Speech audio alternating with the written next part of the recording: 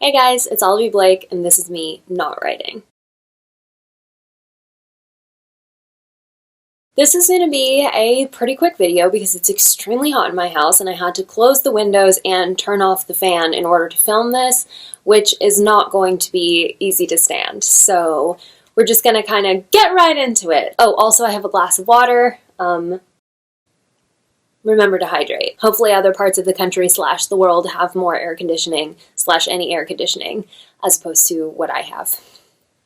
First things first, as you guys know, the answer you are looking for is yes. The anthology of my stories that I've written for Which Way is coming out on September 22nd. The Glam Witch on Instagram is doing a giveaway of both The Answer You Are Looking For Is Yes and the complete book of moon spells, which is pretty exciting. So it's a giveaway of both books that is open until August 19th, which I believe is Wednesday. Follow the instructions on the Glam Witch's post. I was a guest on the Witch Daily podcast on August 12th. We chatted a little bit about friend breakups. It was a really good conversation, so feel free to look that up if you'd like to hear me talk more. I will also be back on that podcast, I think sometime this week, TBD, but then I'll be talking more specifically about the anthology and the stories that are in it, which was also a very fun conversation for me. This month's spell read, You Exist Too Much, I will say it's definitely not what it was marketed to be. However, I did really enjoy it. I just recently finished it. It turned out to be very surprising, I think, and surprisingly personal, so we will chat about that next week, but hopefully you are enjoying that. It's an interesting story, and I did actually kind of like that her religion and her cultural identity was part of the story, but not the forefront. So it actually kind of reminded me a little bit of My Year of Rest and Relaxation, just in terms of the protagonist's attitude. So yeah, we'll chat about that. I'm going to drink more water, and someone wanted to see my tattoo, which is here. Obviously, as you can see, this is hard to explain, but there is a wave, a crescent moon, and some stars, and it's just, I kind of, at this point, I have an artist that I really like, and I kind of let him do whatever he wants. I saw something about tattoos being like, I'm just putting stickers all over my body, but permanently, like I'm just the same, like, sticker kid, and that feels right. I'm just curating myself like an art gallery. There were a couple questions. One, do you have any good tips or recipes for eating a healthy and balanced diet? I'm trying to lose fat, but giving up pasta is proving difficult. I love the kitchen episode of my blog. Oh, that was such a disaster. I just didn't even have the ingredients I needed, but whatever. So yeah, so I am not a nutritionist, like I'm not a nutrition expert by any means, but I do most of the cooking in my house, and Mr. Blake is an athlete, so we do pay a lot of attention to the nutrition aspects of our diet. And so some things I wanted to say. I hope you know pasta isn't fat, so you don't necessarily have to give up pasta because you do need to eat carbs. Unless you're doing, I know there are a lot of popular diets right now that involve just like giving up carbs altogether, but the only way that works is if you never break it, like ever for the rest of your life. So that's not a diet I would necessarily recommend because I don't think it's realistic. For me, I think your better option is just portion control and being smarter about what you eat. Like you can eat pasta, just don't eat pasta every day. Or if you're going to eat pasta, then try whole wheat pasta or black bean pasta, which has protein in it. You might want to be a little bit more educated about what you're eating, in which case I would suggest that you track your diet. Don't make any changes yet, just track everything you eat for like the next 2 weeks to kind of get an idea how much you are eating versus how much you're supposed to be eating, especially because that will show you trends like maybe you do eat too many carbs, or maybe you are eating too many fruits or too much sugar, and that will, if you can cross-reference what you're actually eating from day to day with what the food pyramid suggests that you should eat from day to day, that might help you decide how to diet smarter. I think the thing with dieting in general is it's just like the worst. And especially during times like this where everything is so stressful and up in the air, I don't think you want to add stress. So as much as having a healthy diet is important, you also want to make sure that it works with your lifestyle and that it doesn't make you miserable. Especially, I know being a woman, it's like we're constantly on a diet. And so if you can make adjustments so that it works for you, that's ideal. I asked Mr. Blake what his number one piece of advice would be, and he said whole foods. So not the store, but things that have, only one ingredient. Basically actual food, so fruits, nuts, vegetables, as opposed to things that have a lot of ingredients like bread, chips, things like that. Definitely no processed sugars. Try not to eat like cereal, for example, or pre-sweetened oatmeal. Make plain oatmeal and then sweeten it yourself. A little bit of honey or a little bit of agave syrup or something, so that way you're not consuming more sugar than you actually need. And you need healthy fats as well, so just make sure you're making good choices. This is going to be the whole thing here is going to be just make sure you're making good, smart choices, which is the purpose of tracking your diet.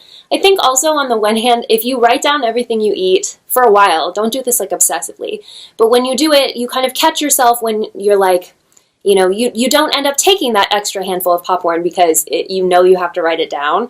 So it can sometimes hold you accountable. And there's just a lot of things like you just may not be aware how many calories are in some of the things you're eating. And really, weight loss, all it is just a math equation. You just can't take in too many more calories than you're burning.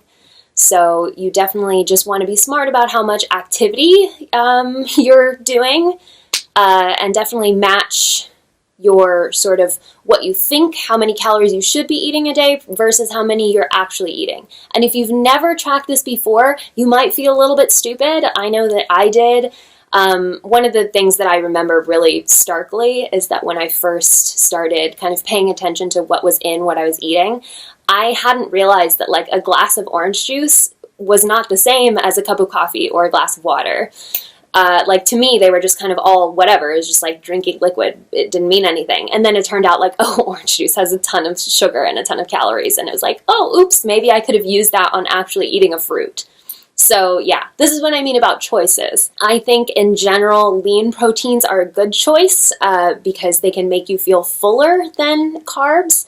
And are like less calorically dense. And you can use alternate protein sources too, alternate as opposed to meat. I tell women to just not snack. Mr. Blake, he'll like approve snacks for his clients because he has like cycling clients, and for them he'll say like, oh yeah, you can eat this much of this.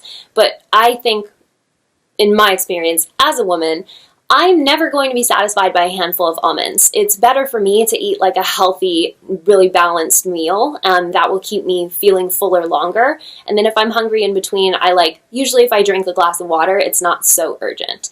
Definitely pay attention to what your body is telling you though. That's part of the benefit of tracking your diet, is that way you can kind of get an idea for trends. When you're hungry, it probably means something. If you wake up hungry, or if you wake up in the middle of the night because you're hungry, it means you didn't eat enough for dinner. And eating too little can be, that can be bad as well, because then your body is like holding on to nutrients thinking that it doesn't know when it's going to be fed next. So you're going to have a harder time losing weight that way, if that's what you're trying to do. So yeah, I always say no snacking, no alcohol if you can. Alcohol has a lot of calories that you probably don't need. Give yourself a break from time to time. If you have like a glass of wine on Saturday night, it's not a big deal, but that's just something that I would cut if you have more of it than you need to, because there's no technical added health benefit other than, sanity. Maybe. If you can stand it, no dairy. I love cheese, and sometimes when I'm feeling really bloated, I do have to cut dairy out of my diet. But the thing with once you cut dairy is it's hard to go back to it. So you can actually create your own lactose intolerance. So that's just something to keep in mind. No dairy can make a big difference with how your body feels. You could feel a lot better without it, but if you love it, then it's probably not a great idea. And then just keep in mind that what you eat has to be really balanced with how much exercise you're doing. If you're trying to burn fat, then that's actually probably less exercise than you think it is, or you don't have to work out that hard. So lately what I've been doing is I wake up in the morning, I drink a glass of water and like half a cup of coffee to kickstart my metabolism, and then I go for a 2-mile walk or so. And for me, that stays in that fat burn range without making it so that I'm like super, super hungry throughout the day. Because that is the thing. If you do a lot of exercise, you have to give your body back the nutrition that it's lost, so you'll be hungrier. In terms of balance, I think that's all. I mean, if you stick to the whole foods rule, you kind of can't go wrong. It's definitely anything that's really processed is what's going to be hard for your body. Your body has to then process it, so that's harder. I think a good rule of thumb is if you're hungry but you've already, like if you've eaten something that should be the right amount of food and you're still feeling a little hungry, that you might not actually be hungry. So when you get that feeling, make your first instinct to be to drink a glass of water or have a cup of tea or something, and you might find that need to eat fades. Try not to give in to boredom eating. Try not to give in to midnight snacking. Try to eat dinner and then stop. If you want to try intermittent fasting, that can work. It has worked for me in the past, which is just that you only eat within a certain window and the rest of the time you're not eating at all. The reason I don't snack is because it's too easy to like give in to, it's hard to say like, oh yes, I'll eat this single cup of nuts or whatever, and then that it's never very satisfying. So for me it's just easier to wait, but it depends what your self-discipline is. Just kind of, I think, plan in advance what you're eating. I also think that if you're really serious about losing weight, you might want to be just really really routine. That is the benefit of meal planning, or even just having almost identical meals. Like when I was initially losing weight, when I first kind of started working out and I was coming out of like my college years of just like not paying attention at all to what I was eating, I would have essentially the same thing for breakfast, lunch, and dinner every day. So for breakfast, I would have a bowl of oatmeal and an egg, and then I would eat some nuts and a Cliff Bar for lunch, and then for dinner, I would have almost every night like plain rice and then like seasoned chicken and vegetables. And that's a very fast way to lose the weight, and then it's up to you to keep the weight off. But yeah, planning in advance can really help you, because then it's just like checking, it's like a checklist, you know. It's not, if you don't, the less you have to think about, the easier it is to stick to the diet. But eventually that will get boring, so you will have to kind of plan for an escape route. You have to plan a diet where you kind of allow yourself to do, if it's going to be very strict at first, then you have to give yourself a way out as well, because you don't want to constantly go on strict diet and then, you know, you just do a free-for-all and then you gain all the weight back and you have to do it again. You have to create something that you can stand, something that has longevity. And so for me, that tends to be, you know, eating as healthy as possible for like 6 out of 7 days a week, and then 1 day a week I get like kind of a day off. That works for me. So like I don't have dessert basically ever, except for 1 day a week. It's a lot easier to hold yourself to that standard if you know you get a reward.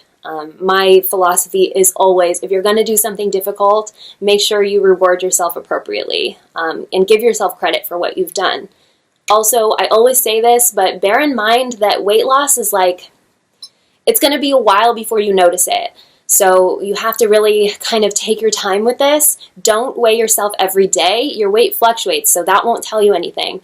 Try instead just weigh yourself like Wednesday morning, first thing, and then kind of track from week to week.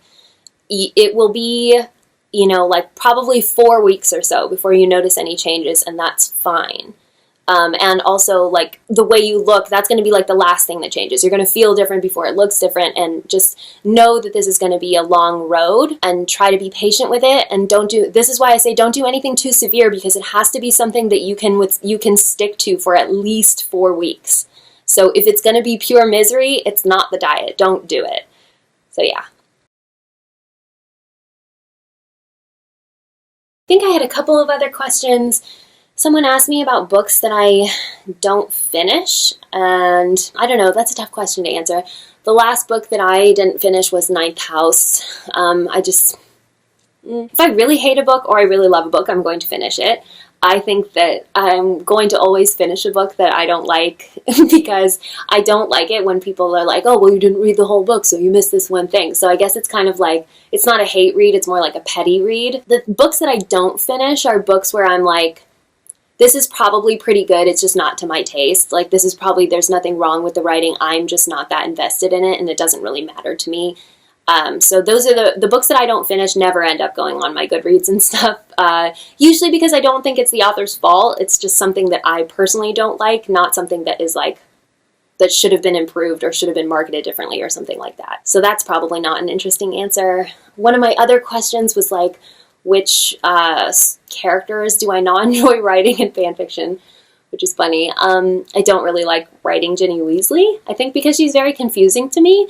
She starts out being like, like a Harry Potter fangirl. She like stans Harry Potter, and that's like her entire personality, that she's shy. And then we only find out in retrospect that she like stole her brother's brooms, which I feel is like a weird mismatch. Like that doesn't make sense to me. Like that's one of the most interesting things about her, but it's kind of a retcon of her character.